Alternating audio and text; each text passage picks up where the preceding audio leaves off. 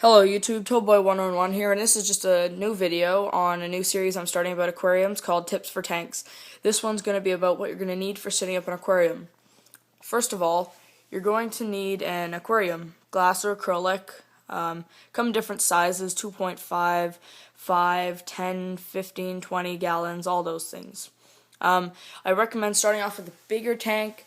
I was going to go with 30 or 40 gallons, but I decided to just go with 20.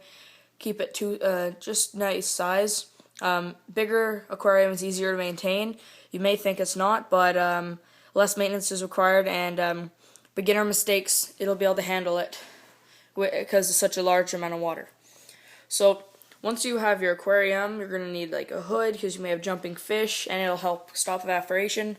With a light, a filter, heater, depending on what kind of fish you're going to get. So goldfish, koi, or tropical. Tropical will need it. So once you have your basics, aquarium, hood, light, filter, heater, you're going to want to move into, an air pump. That is optional. You don't need it, but it puts some oxygen in the tank, and it puts nice bubbles. I would at least recommend having some type of aeration, unless you have a good aerating filter. Okay, so you're going to want to use a water conditioner to take chlorines and stuff out of your tap water or hose water, whatever you're using. It'll also replace their natural slime coating to help reduce stress. So I'm just using Big L's Aquarium water conditioner. When you're cycling it, and just for like first year, 2 years, you're going to want to use something like this. You don't have to, but it helps. Multi-purpose biosupport. You're going to want to use something like that to help build up the beneficial bacteria that you need. BioClean, which I'm using. You should use this. It helps break down fish waste and such. For the air pump, you're going to want to have some hosing and an air stone. Right now, the rest is in my aquarium, which I'll show you after. Tetracolor is what I'm using for food because it helps make their color in the fish brighter and better looking.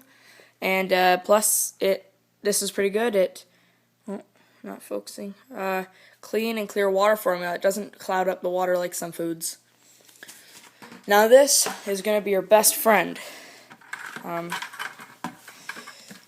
Gravel siphon.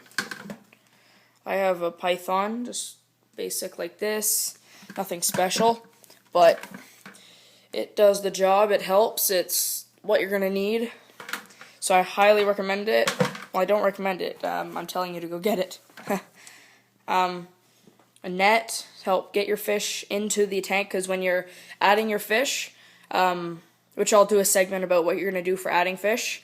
But you don't want to get the aquarium water, the water from the aquarium in the bag into your aquarium from the store, because it may have diseases or anything. So you just take the fish out.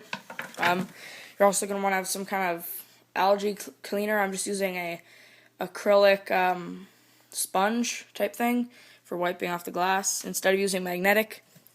You want to have a bucket for taking out the water when you're doing water changes, and I use a second bucket to fill up it with water to let it sit to get to room temperature before putting it in. So I recommend filling it up like 2 days before you do a water change, so it doesn't shock the fish. Hope you enjoyed first episode of Tips for Tanks. I'm Toadboy111, and comment, rate, and subscribe. But